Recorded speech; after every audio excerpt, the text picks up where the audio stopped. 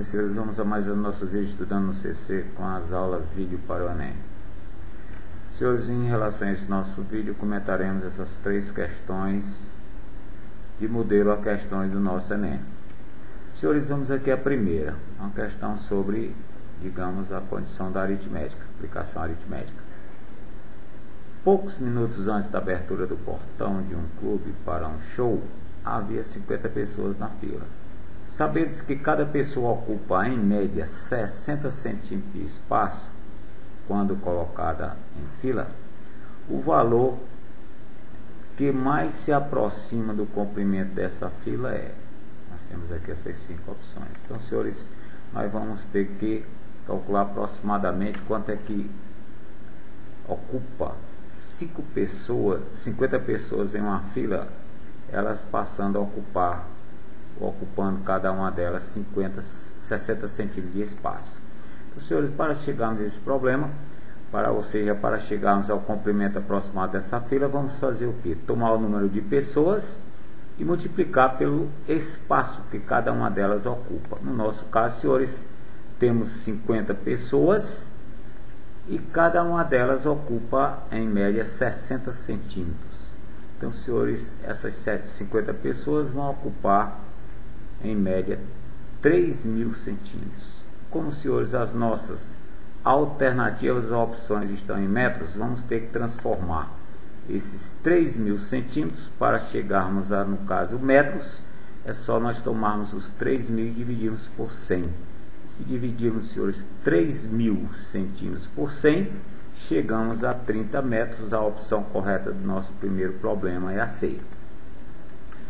Senhores, vamos ao segundo. Trata-se de uma definição, pode-se dizer, de montantes. Um capital C aplicado a juros simples a uma taxa I em determinado período de tempo, no fim de T períodos, produz um montante M, que nada mais nada menos é o capital mais os juros. Nas mesmas condições, e se os juros forem compostos, o montante será de M igual a C, que multiplica 1 mais I elevado a N. Então, senhor, nós temos a condição de um montante a juro simples e uma forma de montante a juro composto. Considerando as informações apresentadas, analise os gráficos abaixo. Então, nós temos aqui 3 gráficos, né? No caso, o primeiro gráfico, um segmento retilíneo, e nós temos um gráfico, os outros 2 gráficos, digamos, 2 curvas. Bom, os gráficos que podem representar o montante produzido por um período sobre juros simples e um outro sobre juro composto, ou juros compostos, melhor dizendo, em função da variável T, são representadas por 1, 2, 1, 3, assim por diante. Bem, senhores, o que vai nos interessar o problema são gráficos que podem representar o montante produzido por um período de juros simples. Vamos analisar esse em primeiro lugar. E em seguida vamos aos juros compostos, no período T. Senhores, dando a lembradinha, para você chegar a calcular um montante aplicado a juros simples, você usa a formulazinha, conforme ele citou aqui acima, capital mais os juros. Senhores, os juros, no condição de juros simples, para o cálculo é o CIT. Então, senhores, nada mais, nada menos, o M fica igual a C, que multiplica C e T. O C vezes I vezes T, que nada mais, nada menos, senhores, essa C mais o CIT representa uma função de primeiro grau em T. E, senhores, tem por gráfico um segmento ou então uma reta. No nosso caso, o único que apresenta-se assim é o nosso gráfico 1. Senhores, vamos ao 2. Calcula-se o montante do regime de juros compostos usando a fórmula M igual a C, que multiplica 1 mais I elevado a T. Senhores, nada mais, nada menos, nós temos aqui uma função exponencial crescente, já que essa taxa I é uma taxa positiva, e vamos então ficar com a função exponencial crescente, senhores, que tem por gráfico a função exponencial. Senhores, e do 2 e 3, que apresenta-se a função exponencial, é no caso crescente, no caso é o gráfico 2. Podemos então citar, senhores, que a opção para essa nossa questão é a opção B, ou seja, o primeiro trata-se de uma representação de um montante a juros simples, E esse nosso gráfico 2 trata-se de uma representação de um montante a juro ou a juros compostos.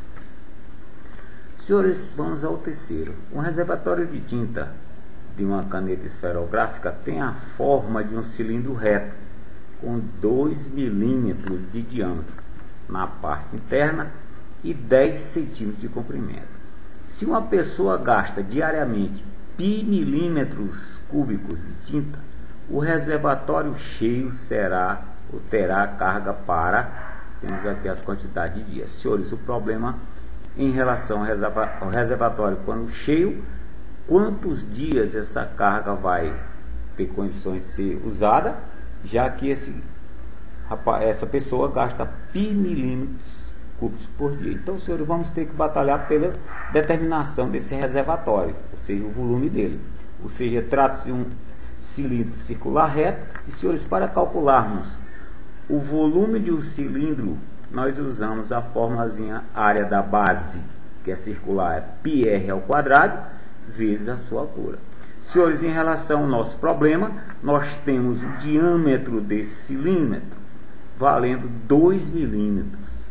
Ou seja, senhores, se o diâmetro interno desse cilindro, ou desse reservatório de tinta, é 2 milímetros cúbicos, para nós determinarmos o raio, podemos usar que o 2mm é igual a 2R. E aqui tiramos, senhores, o raio valendo 1.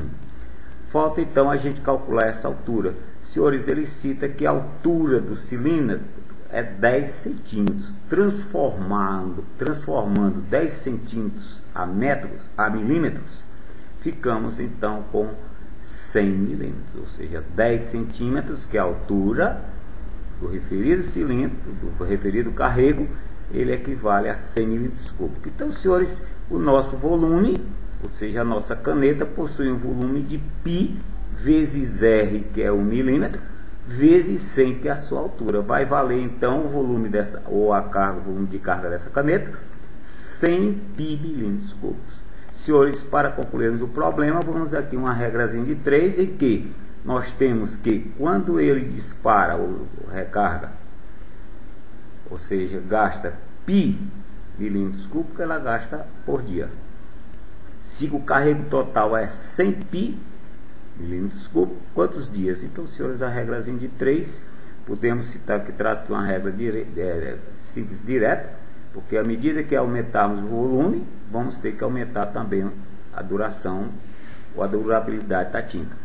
Bom, então vamos aqui ter condições de simplificar esse π, senhores, vamos ficar com 1 aqui. Fazendo produto dos meios igual ao produto dos extremos, podemos dizer que o nosso B é igual a 100.